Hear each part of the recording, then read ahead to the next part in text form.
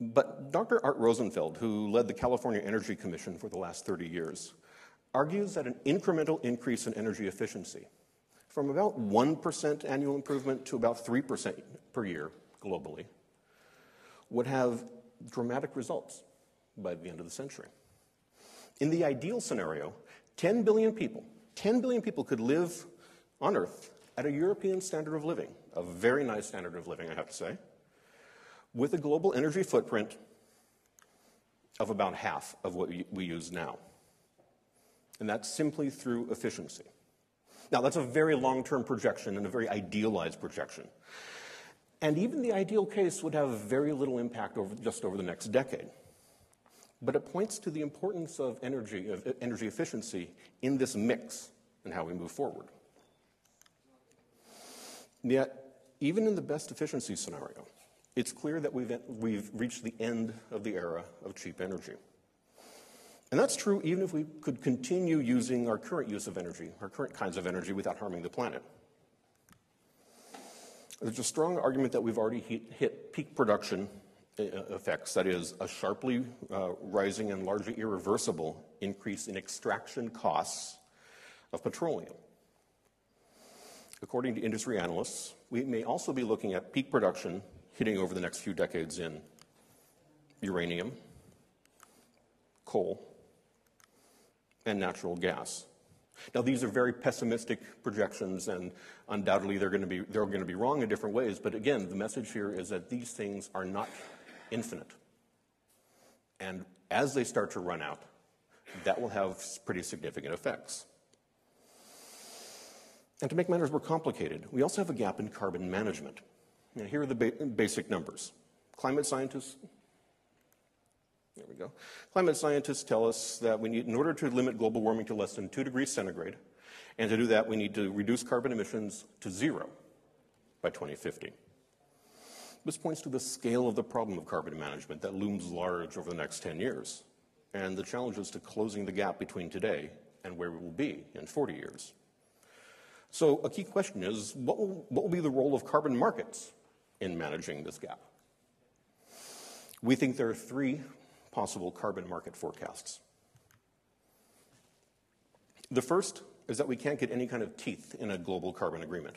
In other words, the targets aren't strong enough and the enforcements aren't stringent enough, and so the whole world loses out on the promise of carbon wealth.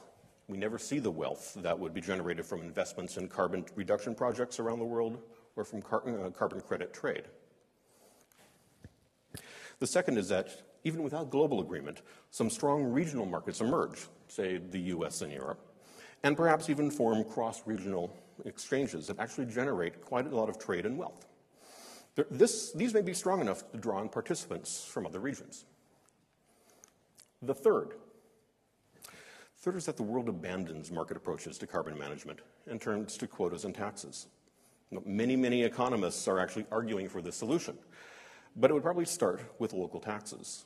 And it would really only gain widespread support in the face of very clear climate crises with obvious and immediate impacts. And all this is possible in the decade, is more likely by the 2020s. Now, however carbon markets evolve, there's a lot of interest from the investment community in carbon trade, already driving several regional markets and emission credits. Yet these new carbon instruments have limited regulation, are difficult to verify and enforce, and are being repackaged into the same types of complex derivatives that blew up the housing bubble. Investment firms like Barclays Capital have estimated that carbon could become the world's largest commodity market. So it's easy to worry that the carbon economy could become the next boom and bust financial engine. Perhaps more to the point of mitigating climate change, we have to consider how the developing world is fueling its economic growth. While Europe and the United States work to offset fossil fuel demand by investing in low-emission sources like nuclear energy and renewables, many of the emerging markets across Asia and Africa will continue to rely on cheap and abundant coal as they reach for the prosperity of the West. For example, coal provides 70% of China's energy needs and half the energy demands of India. So these are huge economies. So we must acknowledge the unique energetic needs that come with increased urbanization and fast-growing populations rising in the developing world.